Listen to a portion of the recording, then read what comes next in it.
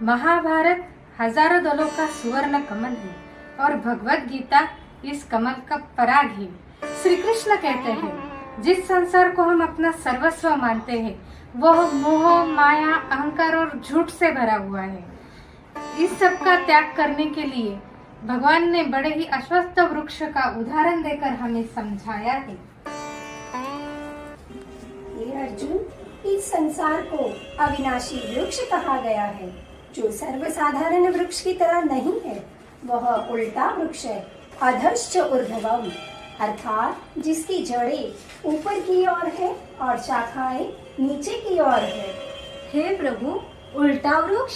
हाँ, उल्टा वृक्ष। ब्रह्मदेव ये इस वृक्ष की महत्वपूर्ण जड़ें हैं और वे ये इस वृक्ष के पत्ते हैं। ये भव वृक्ष है और हरा भरा भी है। हाँ, बहुत ही हरा भरा और खिला हुआ है ये वृक्ष।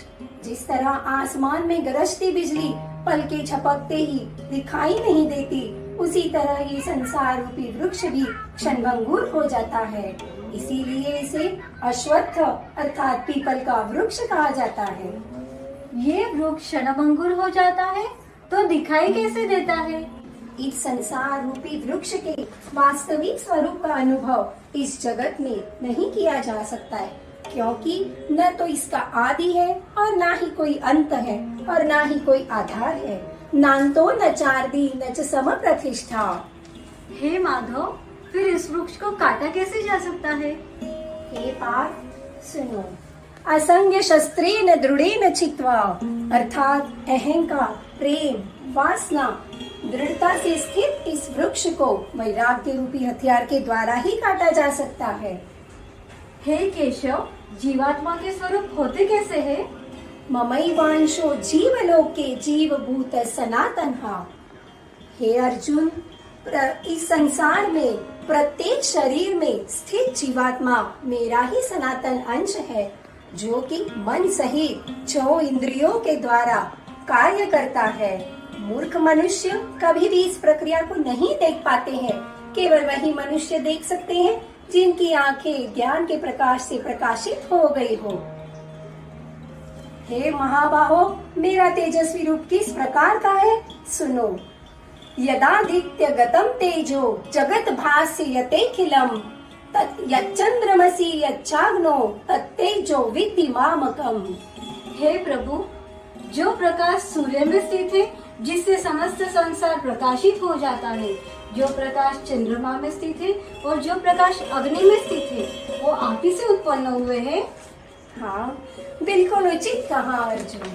अपनी शक्ति से सभी प्राणियों को धारण करता हूँ।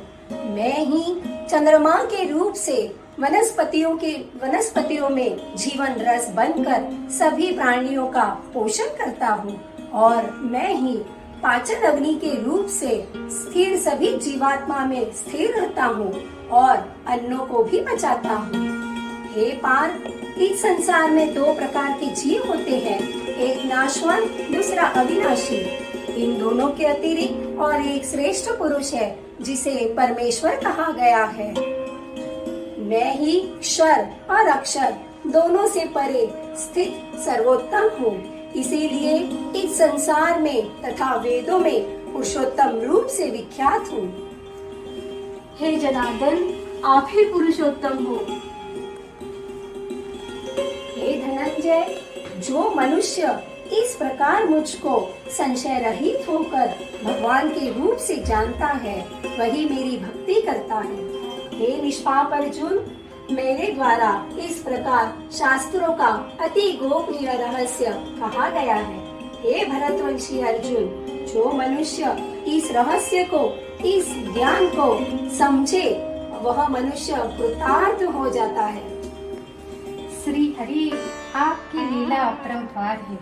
इतना परम ज्ञान इतनी सरलता से दे दिया। जो मनुष्य पूरी तरह से पुरुषोत्तम नारायण भगवान की सेवा में लीन होता है, वह जीवन में किसी भी संकट से नहीं डरता। उसके लिए स्वर्ग और नर्क दोनों एक समान होते हैं, क्योंकि ऐसे भक्तों की रुचि सिर्फ भगवान में ही लीन होती है।